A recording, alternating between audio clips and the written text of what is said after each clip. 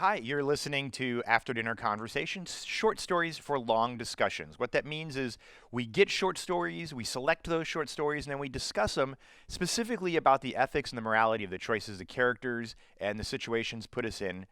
Why did you do this? What makes you do this? What makes us good people? What's the nature of truth, goodness, all of that sort of stuff. And hopefully we're all better, smarter people for it and learn a little bit about why we think the way we think. So thank you for listening.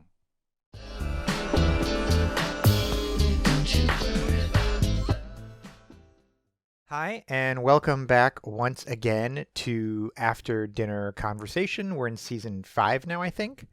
And this is like episode 3 or 4. We've done a couple of things differently this season.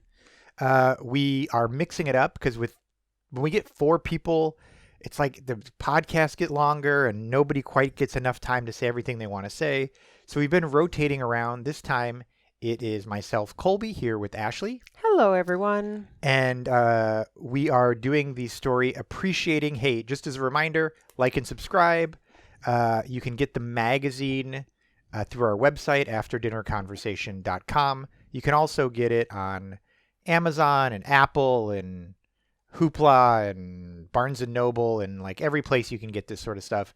The story that we're talking about, Appreciating Hate, is actually from the September 2021 magazine. And so you can get it as an individual one, or you can subscribe for $4.95. You can get a year of the magazine, which is a really smoking deal. Probably better than it should be. Okay, so the story we're doing is Appreciating Hate by Deborah Serra. And Ashley, you wanted to do the introduction explanation thing? Yeah, so this is a really great story. It's short and sweet, to the point, lots to think about. Perfect example of a short story with an ethical dilemma. Our character's name is Felix, and he gets visited by a police officer doing a wellness check. Apparently his sister had called on a wellness check because she hadn't have heard from him in several days. And when the police officer enters his home and starts looking around, she notices CDs, books, and DVDs all lined up throughout the entire house on all of this shelving. And it's not just one movie or one DVD or one CD. It's like multiple copies of the exact same movie. Like 100 copies of Braveheart. Yeah, exactly. 100 copies of the same CD, 100 copies of the same book. And so they start up a conversation, and she's like, so what are you doing? He's like, well, one small deed can make a world of a difference. And she's like, what exactly are you planning on doing? And he's like, well, I plan on having a big bonfire and burning all of my collection, which of course prompts the question, why? And he is seeing himself as a purger of any sort of movie, CD, or book where the writer is, or the artist, the writer, the director, the actor, the actress, whatever main character is, or author, anything like that, where that person may be a racist, maybe a misogynist, maybe sexist, and basically anti-Semitic. Anti-Semitic was a huge one. Yeah. And basically it's his way of saying, yes, these might be great works of art, but we shouldn't be celebrating and making them richer. More, like they get a kickback for every book they sell or every CD that they sell. Why are we keep making these terrible people more rich? That was one part of it. The other part of it is his way to purge the world of this evil. Like take them out of circulation. Because no one should be supporting or praising the work of someone of being such a mad person, if you will, a bad person. And which prompts the question, can you distinguish between a great piece of art? Does it matter who created it? Yeah. And he brings up some really good points within that, but that's the premise. It's like, are there like any rules to when it's permissible to appreciate an aspect of art when the artist or actor or musician isn't a good person? Yeah. So there's one thing that I need to just like set aside in my head before we can have this conversation. And that is that I think one of the things that the guy is talking about doesn't work. So he's saying like, I'm going to buy up all the copies of these DVDs so that he can burn them. So that he can burn them, and so the artist doesn't get rewarded for the thing. But it's like, what do you think happens when they sell out of a DVD? Like, they just print more of the DVDs. But I think he's like, it's one less kid that can get his hands on it. Which, by the way, he buys them legally. Yeah. So he himself is purchasing these items. Right. So he's helping support. So I had to just sort of set aside the sort of economic idea of it. Yeah. And so here's what I imagined to make it work in my head, and this is kind of silly. But I imagine that he wasn't buying them new.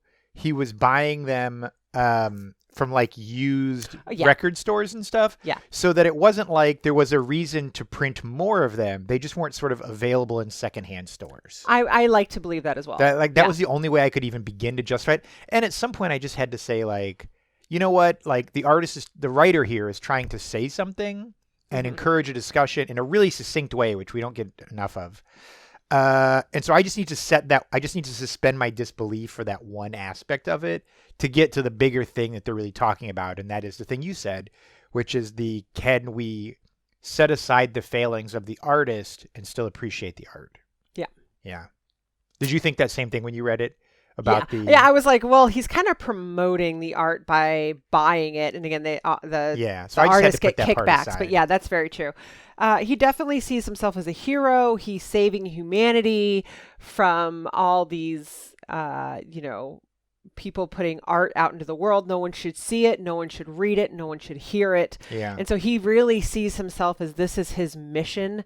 He's spending all of his time and energy doing this. Yeah. So what did you think of it? I'm curious. Oh, it's a really great concept. My mind bounces back and forth. Mine did too. Because you have the police officer, which is basically coming into this blind, just like us, the reader. Yeah. And then she would prompt something, and there was such a great response. And then she prompts another question with another great response. And it mentions authors and artists that you're like, oh, but I really like them in that movie, or I really liked those books as a kid. Yeah. And then you're like, I didn't know that about the author. And so it kind of crumbles this, like you have such great memories of these people. And then upon learning this backstory about who they really are, it makes you really go, crap, can I love that anymore? Yeah. Is it permissible for me to love that artist anymore or not? So there's a couple of problems that I had with it. Not with the story. I thought the story was amazing. But with what the character's doing, and I'm curious to hear your thoughts on it because I don't really have a clearly formed opinion. So one of my problems is this idea of judging sort of ancient morals through modern lenses. Yeah. And we've talked about, we've had stories about this with history and famous people and things like that.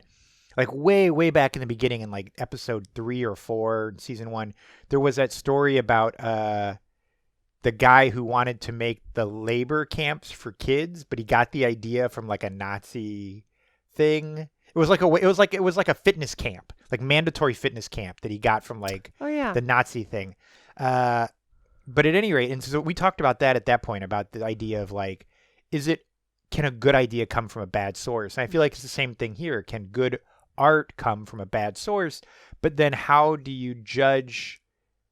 Like, I feel like everything we do today, if you fast forward 100 years, they're going to be like, man, you shouldn't have done that. We can't make a statue about you because you didn't recycle, or you weren't a vegetarian, or you like things that I don't even know I'm doing wrong right now that will later be judged. We hail, George Washington, and he was a slave owner. Right. Like, perfect example. Yeah.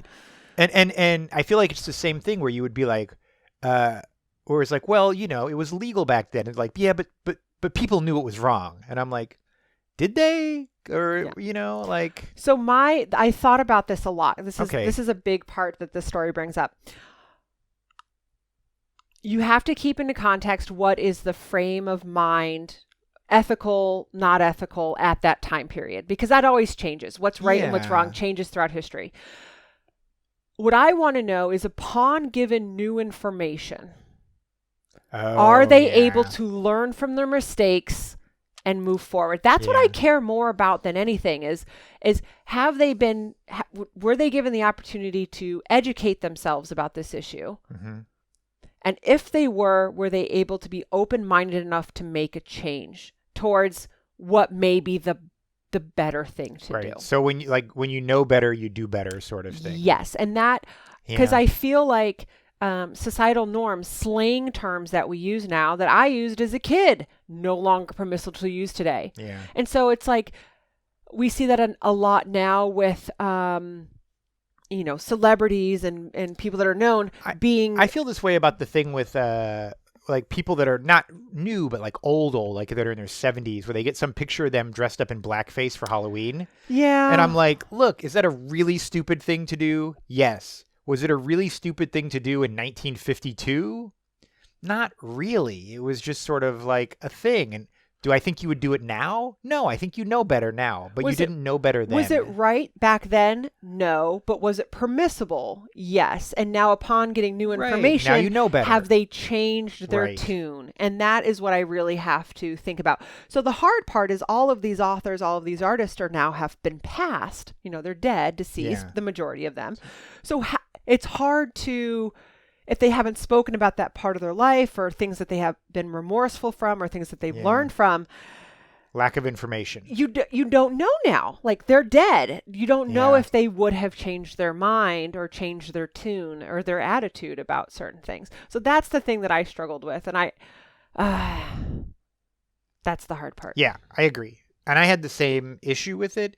But here's the other one I struggle with, is there are some things where it's like, should everyone for all time have always known? Like, there was one where it talks about a guy who was a child abuser, but also abused his dog. Yeah. And I'm just like, and we know this, and we still celebrate him. Right. And I'm just like, look, I feel like even back then he wouldn't have told his neighbor about that one. Yeah. And so, which then brings to the second question is, can we separate the person from the artwork, or from the art form, I should say, because it might not just be art. It could be music or whatever else. Well, that was one of the things that the police officer brings up. Like, what if that is the only piece of art that can ever be done in that manner by that person? Yeah. Like, if we were to strip the world of that because of the person that painted it or the person that wrote it, how much of value would that take away from society? Oh, yeah, that was the American Idol argument that the guy makes in the story. That there's brings like up so many unsung great singers. We could clearly find like 100 other great singers who have cleaner backgrounds. Yes. Yeah. Exactly. But yet here we are still allowing these quote unquote bad people to be celebrated and to have risen to stardom, basically taken the place from another person. I'm going to rebuttal the American Idol comment thing just a little bit.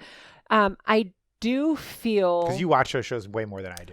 Well, this is the thing with those shows in general as well. There's a lot of luck that goes into it, the right place at the right time.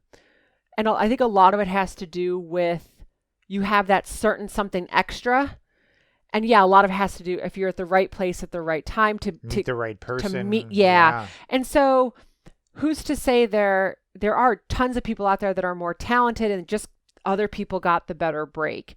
And so I'm curious, just really quickly, what do you think the ratio is? For every one person that gets on the radio, how many people do you think were as good as they were and didn't make it? Oh, I would have to say at least 100. That's what I was thinking. I was thinking like 100 to 1. Yeah. Same thing with actors. Same thing with musicians. Same thing with authors. Yeah. Same thing with painters. Yeah, I agree. Yeah. I think the odds are 100 to 1. So if you're taking the 100 to 1 ratio, which I tend to agree with actually, this person in the story could be right. You've got 99 more choices that could be made with your, people who could have been better. So just stop choosing the people that are terrible people, and start listening and giving those other people a choice or a chance to rise to stardom. Yeah. An interesting thing was brought up. He mentioned, we celebrate Picasso, we celebrate all these other artists, And he asked her, he said, so if Hitler was a great painter, you wouldn't hang one of his paintings in your office. She was like, absolutely not. I'm like, I was surprised by that answer. You would hang a Hitler poster painting in your house?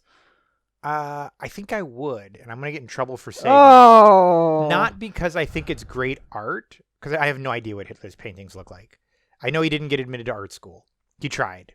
Could have stopped World War II if he'd have just let him into art school. But here's the thing is I think it is a relevant piece of history. So I think I would hang it as a piece of history, not as a piece of art.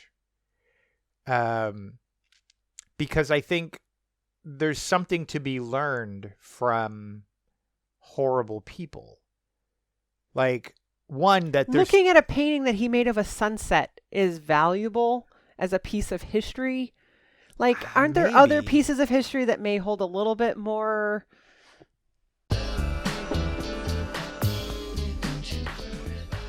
Hi, this is Kolby, and you are listening to After Dinner Conversation, short stories for long discussions. But you already knew that, didn't you?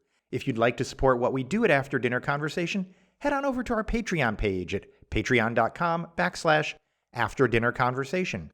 That's right, for as little as $5 a month, you can support thoughtful conversations like the one you're listening to. And as an added incentive for being a Patreon supporter, you'll get early access to new short stories and ad-free podcasts, meaning you'll never have to listen to this blurb again.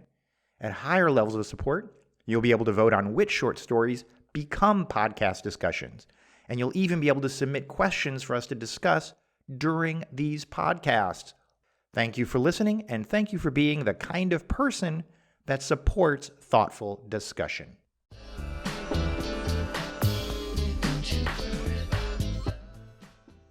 Like, one, that there's... Looking at a painting that he made of a sunset is valuable as a piece of history. Like, aren't there other pieces of history that may hold a little bit more worthiness?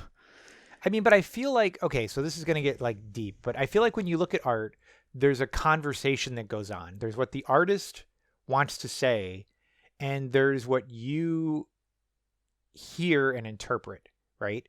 So the artist might paint a painting or sing a song, and they might be like, it's about love. And when you look at it, because you're bringing your own story to the medium, you're turning it into what you need it to be for you, right?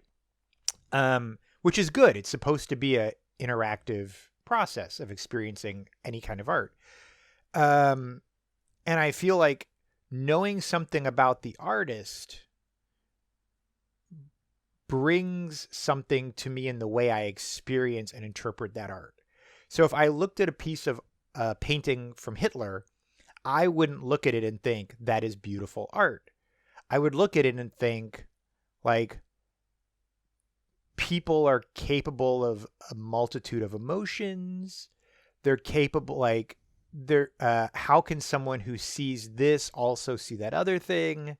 There's a lot. How can someone have both appreciate a sunset, as I assume would be done in this painting, and loathe humanity? Like, so the interpretive process would be very different than if it was just like, this was done by George. So I agree a little bit with that, but you get into a slippery slope if it was a book that person wrote, or a movie that person wrote, where there's a little bit more influence because they actually get to tell exactly what they're thinking. And yes, it has value that you can learn something from it and go, yeah, no, this is what not to do. But then you also have people that look at it and go, that makes sense to me. Their evil way of thinking makes sense. More people think like this. Sure. And certainly there's artwork that advocates for terrible things, right? Whether it's movies or whatever. But, like, is Chinatown or Braveheart or one of these, like, I mean, these were all like sort of pop culture movies. They weren't like hard hitting movies. Yeah. They're just entertainment. Yeah. And so I don't know. I really struggled with this story. It did make me think. He mentions Roald Dahl, and I read a lot of his books as a kid. Who's Roald Dahl? He writes children's books. He wrote Now you're making me blank out on the name of it. He wrote a whole slew of books. What was his favorite one that I like to read? I've heard the name, but I can't think of it. Is it Everybody Poops? I like that book. No, not that. Okay. Anyway, he was one of the artists that he lists off. And what did that guy do wrong? I gotta read it. Okay. I'm gonna look up where it was. Oh, James and the Giant Peach. Oh, okay. Yeah, I saw the movie. And so he's a racist, and so it does make me go, okay. Now knowing this information, if I was to pick out a child's book, maybe it wouldn't be one of his. Okay. Like if I was to pick out a book for my kid, I would probably not choose that. And so what would be your reasoning? Like James and the Giant Peach isn't secretly making children racist, I don't think. No, partly for the reasons that we talked about. There's 99 other artists out there that are just as good that probably deserve the credit. So it's just a question of giving someone else your money. Yeah, he mentioned not going to like a chicken shop because of, like look at Chick-fil-A. A lot of people boycott Chick-fil-A because of how the treatment of their employees. And that's kind of the same thing. Like I could just boycott this artist. Yeah. But again, I don't know if he changed his tune as he got older with new information. I don't know if he was ever exposed to new information. Mm-hmm. Like he may have lived and died and never even had the opportunity to self-reflect. Okay. I don't know. I don't know anything about his life.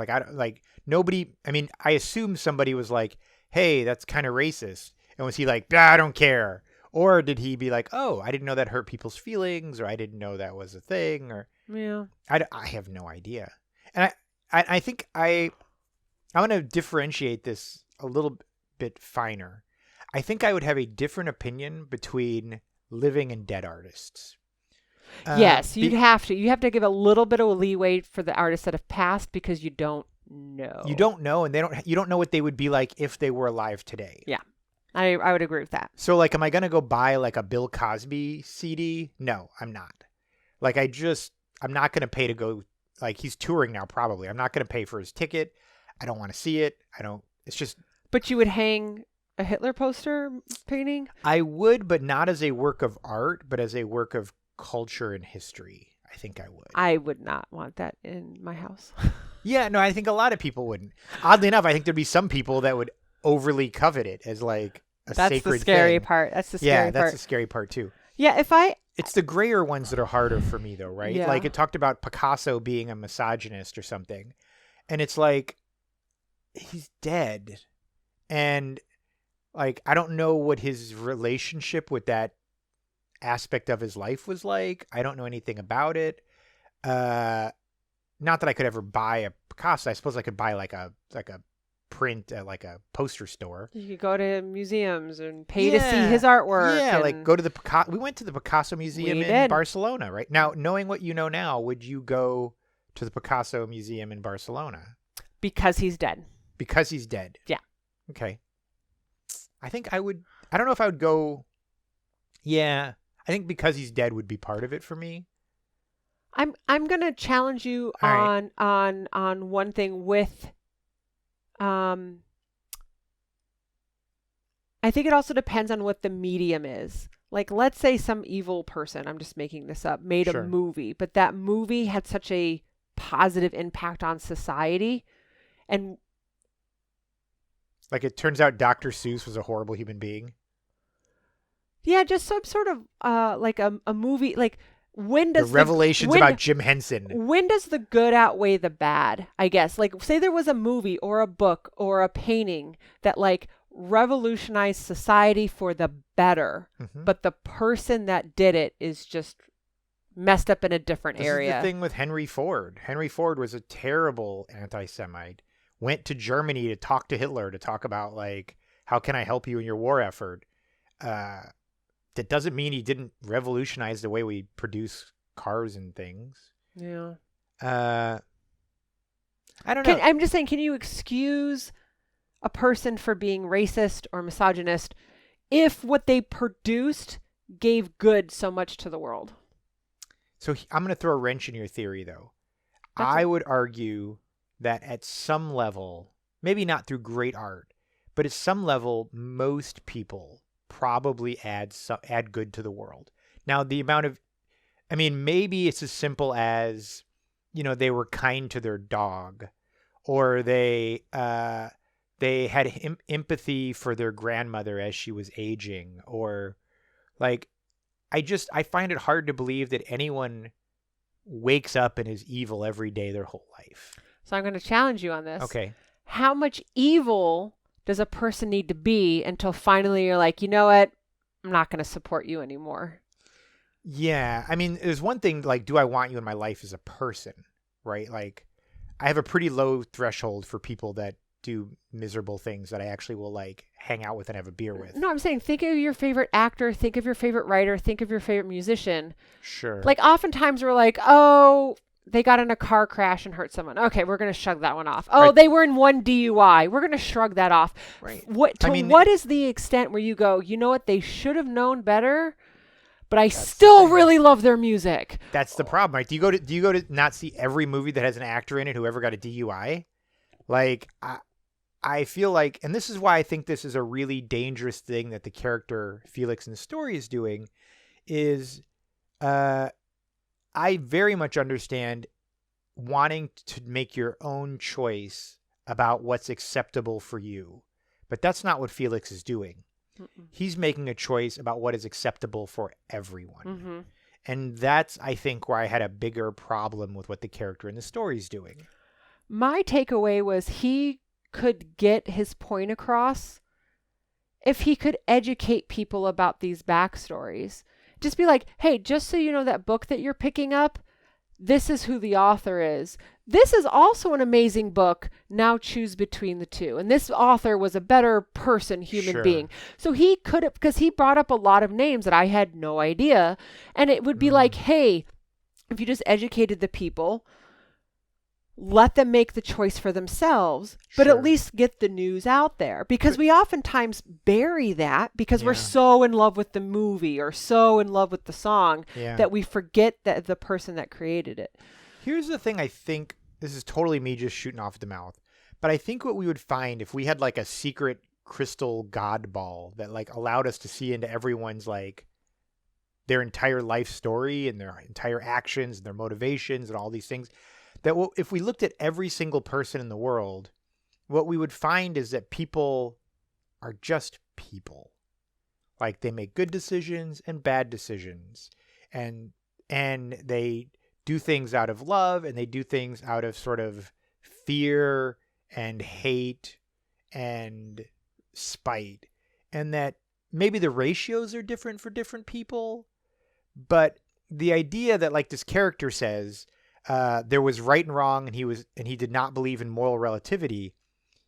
Well, that's fine, but then you're assuming that people are good, and I feel like we're not. We're just trying. Like, we're trying to be good. I don't know. I just feel like for me, I don't feel like I have the information or the trying to think of the right word, like the deityness to judge other people like from afar, right? Like the thing with Mel Gibson, who got pulled over. This is why he was in here. He got pulled over and he just started shooting off the mouth about how the Jews killed Jesus and Jews are terrible. We got pulled over in his car during a DUI when he was doing like 110 in Malibu or something. Like, do I think that's a horrible thing? Yes. Do I think that makes him a horrible act? Yes. Do I think that makes Mel Gibson a horrible person? Like, I don't know if I'm qualified to judge him. What makes someone a horrible person in your eyes then? I don't know if I'm qualified to judge anyone. Just because I feel like the worst person you can think of has tender moments, and the most beautiful person that you can think of probably really lost their temper, and so. No, I'm taking heart. Like, I'm never gonna buy who is the rapper guy that just went to jail. Oh, R. yeah. Kelly. R. Kelly. Yeah, I that am guy's- never playing No, an that R. dude's Kelly creepy. song. I Dude's am creepy. never going to buy an R. Kelly CD. I totally agree. So that's why you said like, oh, I'll hang Hitler's art on the wall. You're going to look at it every day. That's like waking up and playing an R. Kelly song in my eyes. I don't want to play that music. I don't want to see that art. Yeah. Like, and I get it. Oh, he was a different. No, like, no, not okay for me. For me, Yeah. morally. I agree with you on the R. Kelly one, actually. Yeah, I don't know. It's all super. The guy says he's not a moral relativist. I feel like I kind of am. Like I also think, and this is one that I struggle with, is so you judge someone like R. Kelly, and I do too, and he deserves to be judged. I'm not arguing he doesn't. But one of the reasons that there aren't more R. Kellys is because there aren't more people with the power and the money and the sort of entourage and the yes men around them that R. Kelly had, right? Mhm. And so I feel like if you took 50 people and gave them R. Kelly's life, 35 of them would have turned into R. Kelly. Or some percentage. I don't know what percentage, right? Like, look at the Subway guy. Like that, and that he's in jail now for what? Pedophilia. Yeah. Like, if he'd have never become the Subway guy, I'm not sure his life would have ever been anything but that of a slovenly fat dude who lived and died in America. But it's because he was thrust into this ability of like fame and power and money and like, that. So that makes it sound like our default with power and money is to be terrible human beings. To some degree, the majority of us, at least. I don't know what percentage of us, but I know that it's with hard. Money comes power, and power makes you feel invincible, and you want to do whatever you want to do. Yeah, I feel like it's hard to. I don't know, and I'm not saying that these people shouldn't be judged for what they did. I just don't know if you should. I don't have an answer, yes or no, but I don't know how comfortable I am judging their art for someone who's in a situation that I don't know how 99 out of 100 people will react if they were in that same situation, if they had that same ability, right? I'm going to take it as everyone has different moral barometers. Mine shifts left and right on what I find permissible and not. Sure. And yeah, if there's something that offends me personally based on my life experiences, I'm just not going to support that actor, Totally that actress, that writer, that musician. Yeah. And just got better things to spend your money on. And I agree with you on that. And then for me, as I grow and learn, that needle changes a little bit as well. And so, yeah, some more artists fall off, others come back on based on how they've redeemed themselves or learned from their mistakes. Or how you've changed as a person, too, of what you consider acceptable and unacceptable. Yeah, exactly. Yeah. But yeah, for sure he mentioned in this a couple of, man, I wish I knew that. Like, I wish I knew that. And it does make me double guess, where am I putting my money? Am I supporting someone who morally isn't a very good person and should know better? Yeah. And who are the other 99 people waiting for their shot to make it big? Sure. Which with their art is just as valuable, and they're just not getting the notoriety from it. Where am I spending my money? And I think that's where you and I agree, and we should probably wrap up here pretty soon. I agree that I don't feel comfortable with what Felix is doing in this story, removing that choice for other people. Yeah. But I feel like for me, there are certain lines that for me, I've made a choice. I just got better things to do with my money. Mm-hmm. Right. The same way you would say R. Kelly be a good example. Bill Cosby be a good example. Just recently, the big one that came out was with Joe Rogan. And it's like, I don't think saying your own personal opinion about COVID makes you a bad person. Like, I don't find his show interesting, but I wouldn't be like, I'm not going to listen to Joe Rogan because he's spreading lies about COVID. I'm just like, he's spreading what he genuinely, sincerely believes. But you do have a hard stop. But you would not listen to R. Kelly, like you just said. No, I wouldn't. You do have some hard stops. I do, for sure. Yeah. I do. But I wouldn't presume to impose those hard stops on other people. I might want to educate other people. Yeah. Oh, no, for like the general public. Yeah. Yeah. Which is exactly what he's doing with the police officer. And she Yeah. comes in, they sit down, and they have a conversation. Yeah. This guy should have like a blog or something. Rather than buying all these things up, I feel like, I'm going to counteract that. Now they're going to say it's all cancel culture. Isn't that what's going on right now? the M&Ms. You're cancel culturing people for what they did in the past, and you're just Yeah. like, but I think it's important because when it comes to light, you can either show how much you've grown from it and been remorseful and like Sure. been like, hey, I know better now. This is unexcusable. At the time, like, this is I thought was okay, and obviously it's not. Or you go, you guys are all wrong, and just, either you learn from it or you don't. You're listening to nothing but computer-generated music. Because computer-generated music doesn't have moral ambiguity. It always did the right thing. Yeah. All right. Well, you've been listening to... Great job. You've been listening to After Dinner Conversation, short stories for long discussions. Oh, see, we did. This works out perfect. We're at like 30-ish minutes. Woohoo! As opposed to the usual hour when we've got 4 people talking. Please like and subscribe.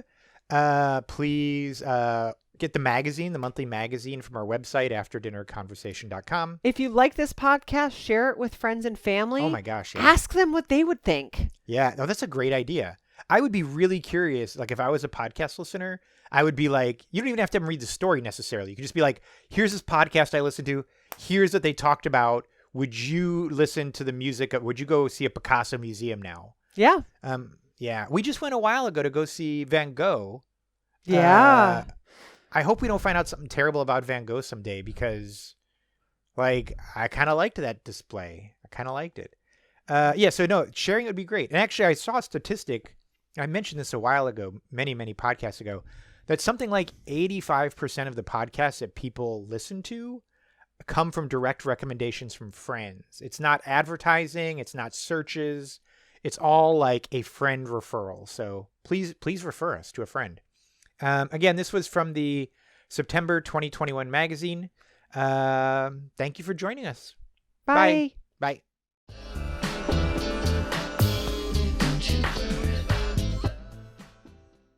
If you've enjoyed listening to this, please like and subscribe. It helps us out a ton. The vast majority of people haven't liked and subscribed, which means maybe it shows up in your algorithm, maybe it doesn't. So don't leave that to chance. Just go ahead and hit that button, and we'd sure appreciate that. And that way we can keep doing what we're doing, and you're not left to the whims of some algorithm. Thanks.